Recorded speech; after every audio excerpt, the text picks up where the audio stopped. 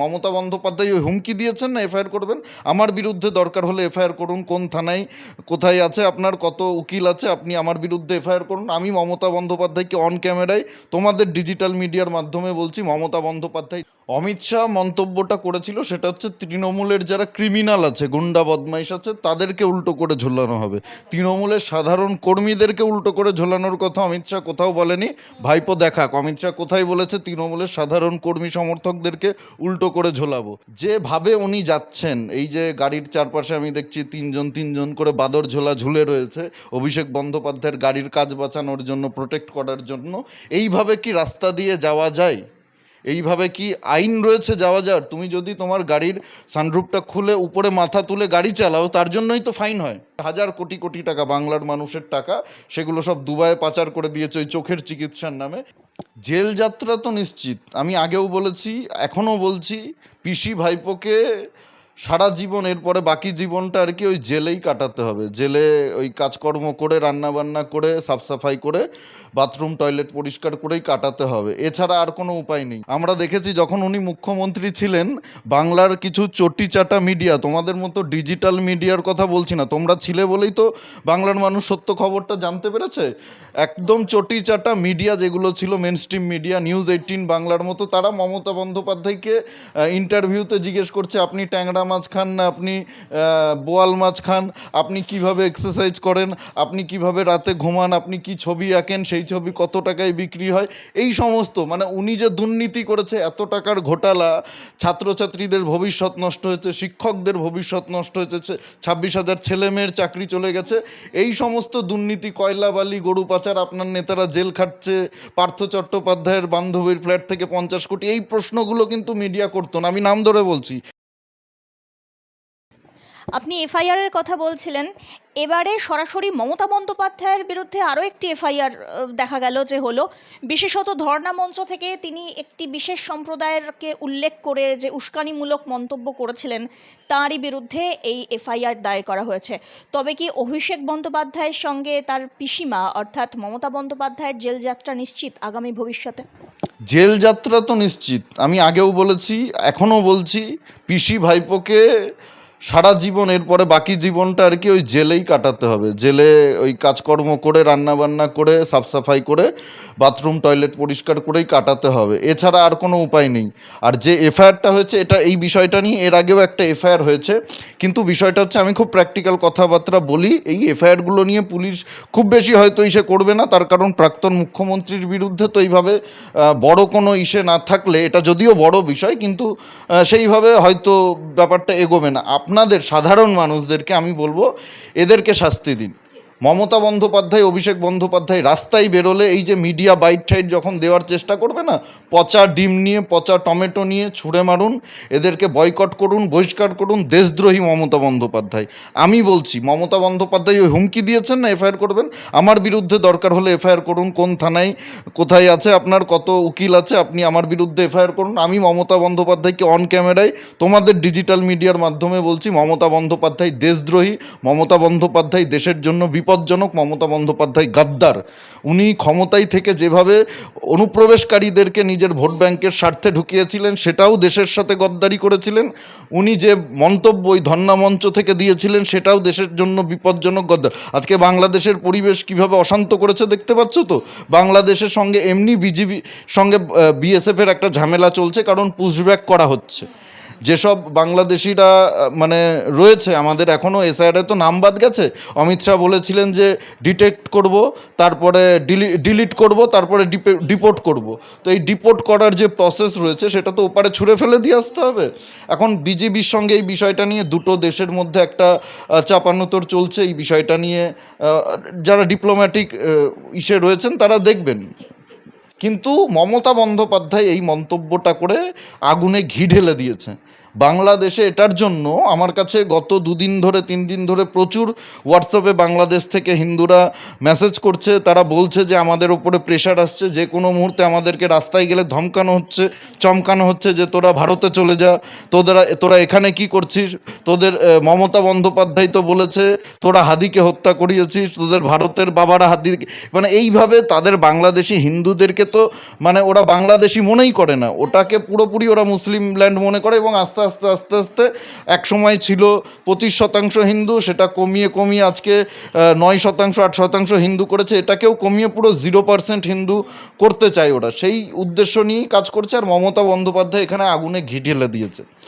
আর ভারত মানে আন্তর্জাতিক স্তরে ইন্টারন্যাশনাল মিডিয়াও এটা নিয়ে খবর করছে, আমি দেখলাম ইন্টারন্যাশনাল মিডিয়া মমতা বন্দ্যোপাধ্যায়ের এই মন্তব্যটাকে নিয়ে উস্কানি দিচ্ছে যে ভারত কি তাহলে, মুখ্যমন্ত্রী যেহেতু উনি ছিলেন, মুখ্যমন্ত্রীর অভিযোগ অনুযায়ী ভারত কি তাহলে এই হত্যার পেছনে কোনো দায়ী, ভারত কি হাত আছে, ভারতের স্বরাষ্ট্রমন্ত্রীর হাত আছে? তো এটা খুব সেন্সিটিভ বিষয়, এই বিষয়গুলো নিয়ে মানে এই ধরনের মন্তব্য একেবারেই একদম একদম একেবারেই জঘন্য, একেবারে আমি এটাকে শুধু মানে দায়িত্বজ্ঞানহীন মন্তব্য বলবো না, এটা উদ্দেশ্য প্রণোদিত। ক্ষমতা হারানোর পরে উনি পশ্চিমবঙ্গে একটা অস্থিরতা তৈরি করতে চাইছে, বাংলাদেশে একটা অস্থিরতা তৈরি করতে চাইছে। অভিষেক বন্দ্যোপাধ্যায় তুমি বললে একটু প্যাচে পড়েছে, আমি তো বলবো এ প্যাচে না, একেবারে পাকে পড়ে গেছে রীতিমতো অভিষেক বন্দ্যোপাধ্যায়। তার যে অধ্যত্ত, ক্ষমতার অধ্যত্ত, এবং সেখানে ক্ষমতায় থেকে কি কি দুর্নীতি করেছে, কাদেরকে নিয়ে দুর্নীতি করেছে, একা তো দুর্নীতি করতে পারেনি, প্রতিটি জেলা থেকে প্রতিটি অঞ্চল থেকে তোলাবাজরা ছিল অভিষেক বন্দ্যোপাধ্যায়ের, যারা তোলা তুলতো অভিষেক বন্দ্যোপাধ্যায়কে 75% পাঠাতো, নিজেদের কাছে 25% রাখতো। এই তোলাবাজরা এখন তো পুলিশ খুঁজে বেড়াচ্ছে, কালকে দেখলে তোমরা কিভাবে জাহাঙ্গীরকে একেবারে হাফ প্যান্ট পরিয়ে ঘোরাচ্ছে, তার আগে আরও অনেক ক্রিমিনালদেরকে ঘুরিয়েছে। এখন এরা পুলিশের হাতে যাতে ধরা না পড়ে সেই ভয়ে অভিষেক বন্দ্যোপাধ্যায়, এদেরকে ধরলে তো অভিষেকের পর্যন্ত পৌঁছতে সময় লাগবে না, তাই অভিষেক বন্দ্যোপাধ্যায় এদেরকে কালীঘাটের এখানে ওখানে লুকিয়ে রাখছে। সেই সূত্র ধরেই এখন মোবাইল টাওয়ার লোকেশন, এটা তো টেকনোলজি, এটা তো মিথ্যে কথা বলে না, আমি তুমি মিথ্যে কথা বলতে পারি কিন্তু টেকনোলজি মিথ্যে কথা বলে না। সেই টাওয়ার সূত্র ধরে অভিষেক বন্দ্যোপাধ্যায়ের বাড়ি বা মমতা বন্দ্যোপাধ্যায়ের বাড়িতে তাদের সন্ধান পাওয়া গেছে, সেই হিসাবে পুলিশ এসছে, পুলিশের কাজ করবে। প্রশাসনকে তো শুভেন্দু অধিকারী পুরো একদম ফ্রি হ্যান্ড দিয়ে দিয়েছে, পুলিশের কাজে দলের মত কিচ্ছু দেখা হবে না, রং দেখা হবে না। যারা অপরাধী রয়েছে, যারা মানুষের সম্পদ লুট করেছে, টাকা পয়সা লুট করেছে, সরকারি সম্পত্তি লুট করেছে, তাদের হিসাব হবে, পুলিশ সেই দিকটা দেখবে। পুরো একেবারে ফ্রি হ্যান্ড দেওয়া রয়েছে। এখন অপরাধীকে যদি মমতা বন্দ্যোপাধ্যায় আঁচলের তলায় লুকিয়ে রাখে, তাহলে আঁচলটা সরিয়ে খুঁজে বের করতে হবে, পুলিশ সেই কাজটাই করতে গেছে। 4 তারিখে ডিজে বাজানো হবে, এই যে তার এই মন্তব্য, তার এই মন্তব্যের পরিপ্রেক্ষিতে যে মামলা হয়েছিল সেই ঘটনার তদন্তভার এখন সিআইডির হাতে। তবে এরই উল্টো মানে পাল্টা আর কি অভিষেক বন্দ্যোপাধ্যায় বলেছেন, আমি যদি ডিজে বাজানোর কথা বলে থাকি তাহলে অমিত শাহ তৃণমূল কর্মীদের উদ্দেশ্যে বলেছিলেন যে উল্টো ঝুলিয়ে সোজা করা হবে। আমার বিরুদ্ধে যদি কেস হয়, মামলা হয়, আমার বিরুদ্ধে যদি তদন্ত হয়, তাহলে তদন্তকারী সংস্থার উচিত অমিত শাহের বিরুদ্ধেও অ্যাকশন নেওয়া। অমিত শাহ মন্তব্যটা করেছিল সেটা হচ্ছে তৃণমূলের যারা ক্রিমিনাল আছে, গুন্ডা বদমাইশ আছে, তাদেরকে উল্টো করে ঝোলানো হবে, তৃণমূলের সাধারণ কর্মীদেরকে উল্টো করে ঝোলানোর কথা অমিত শাহ কোথাও বলেনি। ভাইপো দেখাক অমিত শাহ কোথায় বলেছে তৃণমূলের সাধারণ কর্মী সমর্থকদেরকে উল্টো করে ঝোলাবো। তিনি পরিষ্কার বলেছিলেন যে যারা ক্রিমিনাল রয়েছে, যারা দুষ্কৃতী রয়েছে, যারা মানুষের ওপরে অত্যাচার করেছে, তাদেরকে এই শেখ শাহজাহান, এই জাহাঙ্গীর, এদের মতো যারা ক্রিমিনাল রয়েছে এদেরকে উল্টো করে ঝোলানোর কথা বলেছিলেন। সেই পরিপ্রেক্ষিতে যদি অভিষেক বন্দ্যোপাধ্যায় বলেন যে ডিজে বাজাবো, উনি তো শুধু ডিজে বাজানোর কথা বলেননি, উনি জাহাঙ্গীরকে ফলতায় গিয়ে বলেছিলেন এখানে একটা শ্মশান বানাতে হবে, ইলেকট্রিক চুল্লি বানাতে হবে। জাহাঙ্গীর আমাকে বলেছে বিরোধীদের 4 তারিখের পরে মৃত্যু হবে, তাদেরকে সেই চুল্লিতে পোড়ানো হবে, এই ধরনের কথাবার্তা বলেছিল। মেরে ঝুলিয়ে দেওয়ার কথা বলেছিল। মমতা বন্দ্যোপাধ্যায় বলেছিলেন পিঠে পোস্টার লাগিয়ে ঘুরতে হবে বিজেপি কর্মীদের যে আমি বিজেপি করি না। এই সমস্ত হুমকি তো একেবারে প্রকাশ্যে এরা দিয়েছে মঞ্চ থেকে। এখন সাধু সাজার চেষ্টা করছে, করুক না, এত বড় বড় আইনজীবী রয়েছে, তাদের এত টিম রয়েছে, ডিজিটাল যোদ্ধা রয়েছে, অমিত শাহর বিরুদ্ধে কমপ্লেন করুক। যদি অমিত শাহ কোনো অন্যায় কথা বলে থাকে, তারা হাতে চুরি পড়ে বসে রয়েছে কেন? অভিষেক বন্দ্যোপাধ্যায় নিজে থানায় গিয়ে অমিত শাহর বিরুদ্ধে অভিযোগ করুক। তারপরে দেখা যাক কি আছে, অভিযোগের ভিত্তিতে তদন্ত হোক। মিডিয়াতে এসে বড় বড় কথা, সেই আগে আমরা দেখেছিলাম না, যখন ইডি ডাকতো তখন বেরিয়ে এসে ইডি দপ্তর থেকে বেরিয়ে এসে বলতো আজকে 0 দিলাম, আজকে 1 দিলাম, আজকে মানে কোনো কিছুই করতে পারলো না, শুধু শুধু মানে এদেরকে রেখেছে। তো এই সব অধ্যত্ত দেখাতো। এখন আপনারা দেখেছেন সেদিন সিআইডি অফিস থেকে বেরিয়ে চুপচাপ একেবারে বাড়ি চলে গেছে। যারা মমতা বন্দ্যোপাধ্যায়, অভিষেক বন্দ্যোপাধ্যায়কে দিনের পর দিন চুরি ডাকাতি দুর্নীতিতে সাহায্য করেছে, তাদেরকে ধরতে পারলে অভিষেক বন্দ্যোপাধ্যায়ও জানে খুব বিপদ আছে। এই জন্যই একটু খোকাবাবু ঝিমিয়ে গেছে, মিডিয়াতে এইসব কথা বলে মানে বিভ্রান্ত করার চেষ্টা করছে। এসব বলে কোনো লাভ নেই। অমিত শাহজি যেটা বলেছিলেন বাংলার মানুষ শুনেছে, আর ভাইপো কি বলেছিল সেটাও বাংলার মানুষ শুনেছে। মানুষ বিচার করবে কি হবে না হবে। এদিকে যেরকমটাই জোরদার জল্পনা চলছে যে কোথাও মমতা বন্দ্যোপাধ্যায় এবং অভিষেক বন্দ্যোপাধ্যায় তারা পুনরায় কংগ্রেসের সঙ্গে সংযুক্ত হয়ে যেতে পারেন, এই যে এই ঘটনা, সেই ঘটনা সংবাদ মাধ্যমে প্রকাশ্যে আসার পরে রাহুল গান্ধীর সঙ্গে মিটিং যে হয়েছে, সেই মিটিং কেন সংবাদ মাধ্যমে প্রকাশ করা হলো তাই নিয়েও বসে পড়েছেন অভিষেক। তিনি বলছেন যে কোনো রকম তথ্য প্রকাশ ছাড়া বা কোনো রকম ঠোস সাবুত যেটাকে বলা হয়, একদম নির্দিষ্ট তথ্য ছাড়া এইভাবে সংবাদ মাধ্যমে যদি অপপ্রচার চালানো হয় তাহলে সংবাদ মাধ্যমগুলির বিরুদ্ধেও কড়া অ্যাকশন নেওয়া জরুরি। আরও একবার ধমকালেন সংবাদ মাধ্যমকে, কি বলবেন? এটা তো পুরনো অভ্যেস, ধমকানো চমকানো মমতা বন্দ্যোপাধ্যায়ের পুরনো অভ্যেস। আমরা দেখেছি যখন উনি মুখ্যমন্ত্রী ছিলেন, বাংলার কিছু চটিচাটা মিডিয়া, তোমাদের মতো ডিজিটাল মিডিয়ার কথা বলছি না, তোমরা ছিলে বলেই তো বাংলার মানুষ সত্য খবরটা জানতে পেরেছে। একদম চটিচাটা মিডিয়া যেগুলো ছিল, মেন স্ট্রিম মিডিয়া, নিউজ 18 বাংলার মতো, তারা মমতা বন্দ্যোপাধ্যায়কে ইন্টারভিউতে জিজ্ঞেস করছে আপনি ট্যাংরা মাছ খান না, আপনি বোয়াল মাছ খান, আপনি কিভাবে এক্সারসাইজ করেন, আপনি কিভাবে রাতে ঘুমান, আপনি কি ছবি আঁকেন, সেই ছবি কত টাকায় বিক্রি হয়, এই সমস্ত মানে উনি যে দুর্নীতি করেছে, এত টাকার ঘোটালা, ছাত্রছাত্রীদের ভবিষ্যৎ নষ্ট হয়েছে, শিক্ষকদের ভবিষ্যৎ নষ্ট হয়েছে, 26,000 ছেলেমেয়ের চাকরি চলে গেছে, এই সমস্ত দুর্নীতি, কয়লা বালি গরু পাচার, আপনার নেতারা জেল খাটছে, পার্থ চট্টোপাধ্যায়ের বান্ধবীর ফ্ল্যাট থেকে 50 কোটি, এই প্রশ্নগুলো কিন্তু মিডিয়া করতো না। আমি নাম ধরে বলছি, নিউজ 18 বাংলার মতো মিডিয়া, কলকাতা টিভির মতো মিডিয়া, এরা তো কোনোদিন মমতা বন্দ্যোপাধ্যায়ের চোখে চোখ রেখে মমতা বন্দ্যোপাধ্যায়ের দুর্নীতি নিয়ে প্রশ্নই করেনি। আজকে মিডিয়াকে উনি শাসাচ্ছেন। মিডিয়া তো নিজেদের ব্যবসায়ী, এরা তো ব্যবসায়ী প্রতিষ্ঠান, মানে ব্যবসা করে, এরা মানুষকে খবর দেখায় না। তো এদের এখন ধমকাচ্ছে চমকাচ্ছে, এইসব ধমকি চমকি দিয়ে এখন আর কোনো লাভ নেই, এটা ওনার পুরনো অভ্যাস। কিন্তু তুমি যে কংগ্রেসের বিষয়টা বললে, আমার খারাপ লাগছে রাহুল গান্ধী বা সোনিয়া গান্ধীর জন্য না, আমার খারাপ লাগছে অধীর রঞ্জন চৌধুরীর জন্য।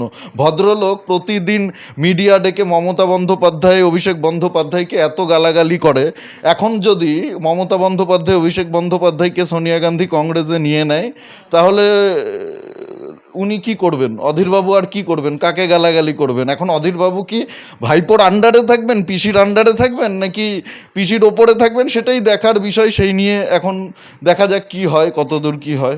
আমি একটা উক্তি একটু আপনাকে পড়ে শোনানোর চেষ্টা করছি। এত ঔদ্ধত্যের কি আছে? সময় থাকতে শিক্ষা পেল না? আমি তো ক্যামাক স্ট্রিটের কর্মী নই। আজকে বুঝতে হবে ওর জন্য দলটার সর্বনাশ হয়েছে। এখনও যদি ওটা না বোঝে তাহলে আমার কিছুই করার নেই। কল্যাণ ব্যানার্জির মন্তব্য তো, এতদিন তো কল্যাণ ব্যানার্জি চাকরগিরি করেছে ক্যামাক স্ট্রিটের। এখন মানে যেই দেখছে মমতা বন্দ্যোপাধ্যায়ের ঘটি বাটি উল্টে গেছে, ওখান থেকে ক্ষীর মাখন খাওয়ার নেই, নিজের ছেলেকে তো টিকিটটা পাইয়ে দিয়েছিল মমতা ব্যানার্জির বাড়িতে চাকরগিরি করে। যত দুর্নীতি চুরি হয়েছে, বাংলার মানুষের টাকা লুট হয়েছে, বাংলার ছেলেমেয়ের ভবিষ্যৎ নষ্ট হয়েছে, সেই সমস্ত কিছু ধামা চাপা দিতে, সরকারটাকে বাঁচাতে, পিসি ভাইপোকে বাঁচাতে এই কল্যাণ ব্যানার্জি কিভাবে হাইকোর্টে, কিভাবে সুপ্রিম কোর্টে লড়াই করেছে তৃণমূলকে বাঁচানোর জন্য, পিসি ভাইপোকে বাঁচানোর জন্য। আজকে সাধু, আজকে ভাইপো খারাপ হয়ে গেছে, আজকে ভাইপোর দেখছে দলটা উঠে যাচ্ছে, এখান থেকে ক্ষীরমালাই কিছুই আর পাওয়া যাবে না, ভাইপো জেলে যাবে, আমি সঙ্গে থাকলে আমাকেও যেতে হবে, আমার ছেলেকেও যেতে হবে। এখন এইসব কথাবার্তা বলছে। আগে কেন আপনাদের বোধোদয় হলো না কল্যাণবাবু? মানুষকে কেন এত বোকা মনে করছেন? বাংলার মানুষ কিছু বোঝে না? আপনারা কি কি ক্ষীরমালাই খেয়েছেন? আপনি এতবারের সাংসদ তৃণমূলের টিকিটে, আপনার ছেলেকেও তো এইবার টিকিট দিয়েছিল। আপনার ছেলে কত বড় নেতা, কোথাকার নেতা? মমতা বন্দ্যোপাধ্যায়ের বাড়িতে চাকরগিরি করে, অভিষেক বন্দ্যোপাধ্যায়ের চাকরগিরি করেই তো আপনি ছেলেকে টিকিটটা পাইয়ে দিয়েছিলেন। আপনার সাংসদ হওয়া হয়েছিল, টিকিট পেয়েছিলেন আপনি শ্রীরামপুর থেকে। আজকে ঘটি বাটি উল্টে যেতেই আপনারা এতদিন আবার শুভেন্দু অধিকারীকে মির্জাফর গদ্দার বলতেন। আপনার থেকে বড় গদ্দার, আপনার থেকে বড় মির্জাফর আর তো মনে হয় পশ্চিমবঙ্গে কেউ নেই। শুভেন্দু অধিকারী তো সেই সময় তৃণমূল কংগ্রেস যখন ক্ষমতায়, মন্ত্রিত্ব ছেড়ে, এতগুলো পদ ছেড়ে, তৃণমূল কংগ্রেসের দায়িত্ব ছেড়ে, সব ছেড়ে দিয়ে বিজেপিতে খালি হাতে এসেছিল, মমতা বন্দ্যোপাধ্যায়কে হারিয়েছে 2021-এ নন্দীগ্রামে, আবার 2026-এ ভবানীপুরে নন্দীগ্রামে, দুই জায়গায় হারিয়ে 5 বছর বিরোধী দলনেতা থেকে আপনাদের বিরুদ্ধে লড়াই করে আজকে শুভেন্দু অধিকারী মুখ্যমন্ত্রী হয়েছে। আপনাদের লজ্জা লাগে না এইসব কথাবার্তা বলতে? এত তাড়াতাড়ি কি করে রং বদলাতে পারছেন? মমতা বন্দ্যোপাধ্যায়ের, অভিষেক বন্দ্যোপাধ্যায়ের দয়াতেই তো আপনার কালীঘাটে মমতার বাড়ির, দুটো বাড়ির আগেই তো আপনার বিলাসবহুল সেই বাড়ি রয়েছে। কি করে ওই বাড়ি কিনেছেন, কি করে ওই জমি কিনেছেন, কাদেরকে ভয় দেখিয়ে, কত টাকা দিয়ে কিনেছেন, হ্যাঁ, বাজার দরের থেকে কত কমে কিনেছেন, সেই সব খবরই জানি। তাই ভাববেন না যে এখন ভাইপোর বিরুদ্ধে বলাতে আপনাকে শুভেন্দু অধিকারী বাঁচিয়ে নেবে। আয় সুকান্ত আয়, আয় শুভেন্দু, এই চু কিত কিত কিত যে নোংরামিগুলো এরা গিয়ে পার্লামেন্টে করেছে, মানে সেটা তো একটা আমাদের গণতন্ত্রের মন্দির, সেখানে মানুষের অসুবিধা নিয়ে, সমাজের অসুবিধা নিয়ে প্রশ্ন তোলা হয়, সেগুলো নিয়ে সলিউশন খোঁজা হয়। সেই জায়গায় দাঁড়িয়ে এরা করতো নোংরামি, এই সৌগত রায় আর জুন মালিয়ার খোঁচাখুচি নোংরামি, সেগুলো তো বাংলার মানুষ দেখেছে। এদের সেই ব্যঙ্গ বিদ্রুপ, এই সব কথাবার্তা বলে কল্যাণ ব্যানার্জি যেটা করতে চাইছে, ভালো তৃণমূল হওয়ার চেষ্টা করছে। আস্তে আস্তে সবাই তো, আজকে আমি দেখলাম মহুয়া মৈত্র প্রশংসা করছে শুভেন্দু অধিকারীর, তো আস্তে আস্তে ভাইপো ছাড়া আর পিসির পাশে কেউ থাকবে না। কিন্তু এদের আমি বলবো একটু লজ্জা হওয়া উচিত। ঠিক আছে, ওই অনুব্রত মণ্ডলের কথা দারুণ লজ্জার ব্যাপার, লজ্জা হওয়া উচিত। এই কথাটাই আমি কল্যাণবাবুর উদ্দেশ্যে বলতে চাই। আবার এদিকে মানে তথাকথিত ভাইপো অর্থাৎ অভিষেক বন্দ্যোপাধ্যায়, তিনি বলছেন কল্যাণ বন্দ্যোপাধ্যায়ের হাতে আমি মানুষ হয়েছি, তো মানে রাজনৈতিকভাবে আর কি। তো তিনি যদি কটু কথা বলেন তাহলে সেটা বলতেই পারেন। এতদিন যে অ্যারোগেন্সি ছিল, তো সেটার কি একদম ভিজে বিড়াল হয়ে গেলেন উনি বাঘ থেকে? বিড়াল হওয়া ছাড়া তো উপায় নেই। কল্যাণ ব্যানার্জি অনেক কিছুই জানে, সব মামলা মোকদ্দমা তো কল্যাণ ব্যানার্জি লড়তো। অর্থাৎ ওই প্রাণ পাখি কল্যাণ ব্যানার্জির জানা আছে কোথায় আছে, কোথায় টিপ দিলে অভিষেক বন্দ্যোপাধ্যায়ের সুইচ অফ হয়ে যাবে, সেটা কল্যাণ বন্দ্যোপাধ্যায় খুব ভালো করেই জানে। কিন্তু বিষয়টা সেটা না, বিষয়টা হচ্ছে এই যে অভিষেক বন্দ্যোপাধ্যায়ের কথা বলছো, এই যে মমতা বন্দ্যোপাধ্যায়ের কথা বলছো, এদের তো রাজনীতি শেষ, পশ্চিমবঙ্গে এদের রাজনীতি শেষ। আগামী দিনে নির্বাচনে লড়াই করবে কিনা আমার সন্দেহ রয়েছে। অভিষেক বন্দ্যোপাধ্যায় এখন চেষ্টা করছে কিভাবে পালিয়ে যাবে, ভারত ছেড়ে পালাবে, সেই চেষ্টা করছে। দুবাইতে টাকা পয়সা সব তো রেখে এসছে, সেখানে ইনভেস্টমেন্ট রয়েছে হাজার কোটি কোটি টাকা, বাংলার মানুষের টাকা, সেগুলো সব দুবাইয়ে পাচার করে দিয়েছে ওই চোখের চিকিৎসার নামে। এই সব কিছুই কল্যাণ বন্দ্যোপাধ্যায় জানে, এরা তো মদত করেছে, সহযোগিতা করেছে। ঠিক আছে, ওই 25% নিয়ে ছেলেকে বিধায়ক করার, মন্ত্রী করার স্বপ্ন নিয়ে তৃণমূলের প্রতিটি দুর্নীতিতে এরা সহযোগিতা করেছে, মদত দিয়েছে। আজকে সাধু সাজার চেষ্টা করছে, আজকে দেখছে তৃণমূলে থেকে কোনো লাভ নেই। কিন্তু আমার কথা হচ্ছে, এই যে ভাইপো বলছে আমাকে ছোট থেকে মানুষ হতে দেখেছে, হতেই পারে কল্যাণ ব্যানার্জির বয়স অনুযায়ী সেটা খুব স্বাভাবিক ব্যাপার।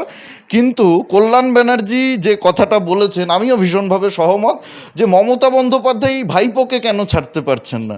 ভাইপোর জন্য আজকে এত ভরাডুবি। অনুব্রত মণ্ডলও কালকে, কেষ্টমণ্ডল, যে ওই ঘুমের ওষুধ খেয়ে পুলিশকে উল্টোপাল্টা গালিগালাজ করে মা বোন তুলে, সেই অনুব্রত মণ্ডল কালকে বলছে ভাইপোর জন্য নাকি দলটা শেষ হয়ে গেল।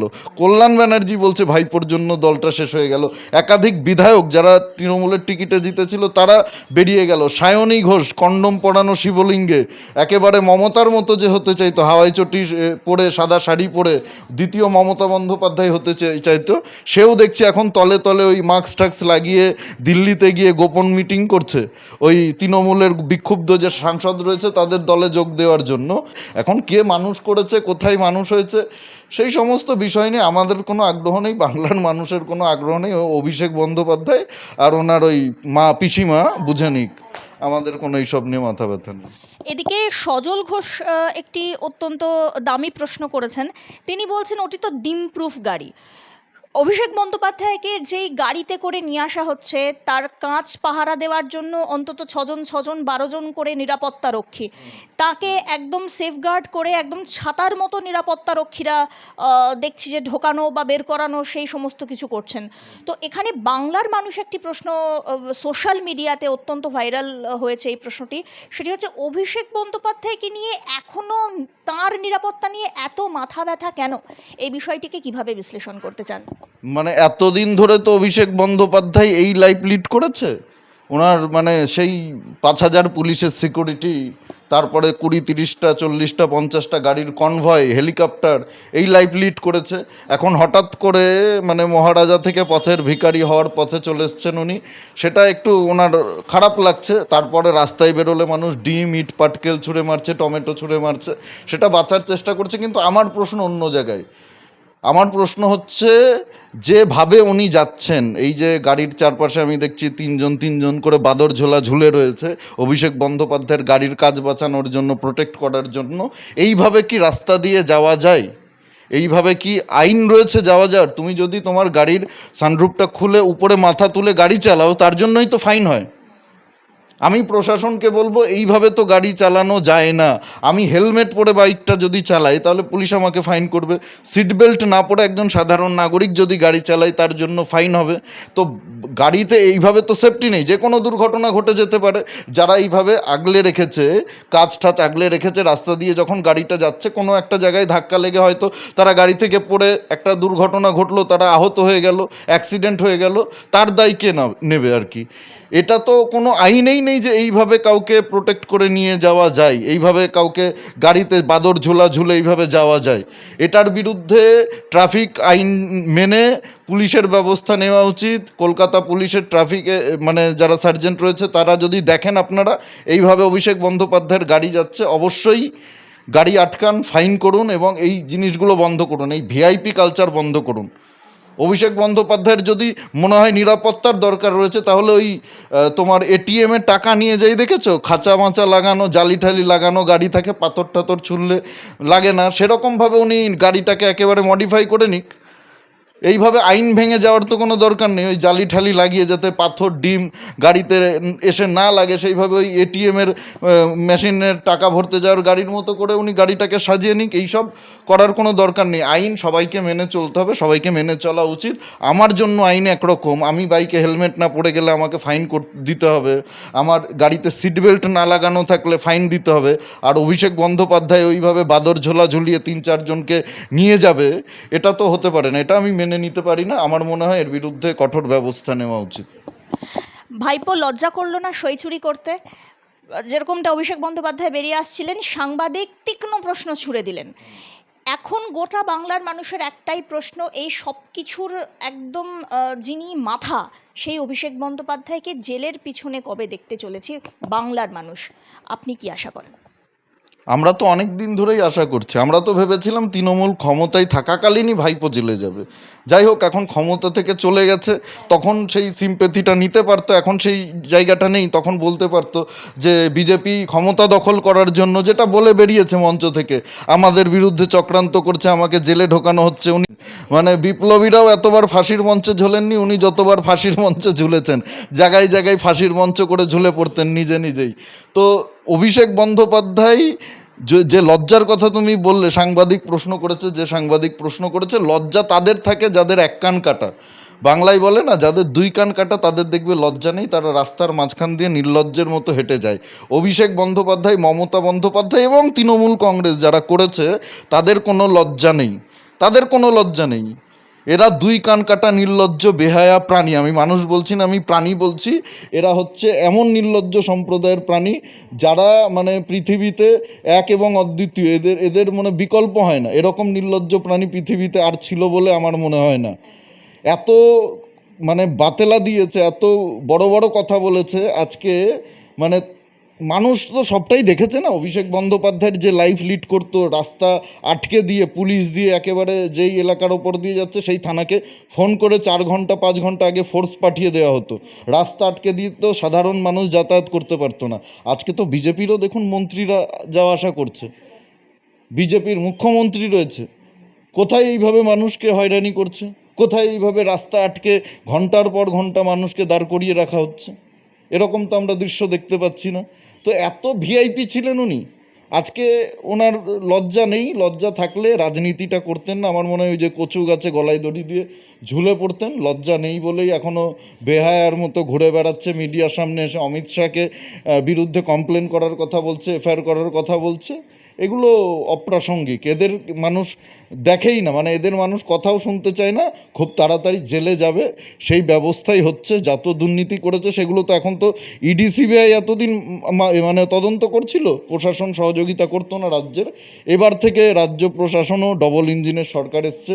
ওদিক থেকে এদিক থেকে যত দুর্নীতি ঘোটালা হয়েছে, কোন জেলা থেকে অনুব্রত কত পার্সেন্ট কাটমানি তুলে পাঠিয়েছে বালি পাচার গরু পাচারের, কাজল শেখ কত পাঠিয়েছে, সব হিসাব হবে। শাহজাহান জাহাঙ্গীররা কত পাঠিয়েছে, সব হিসাব হবে। দেখতে পাবেন খুব তাড়াতাড়ি।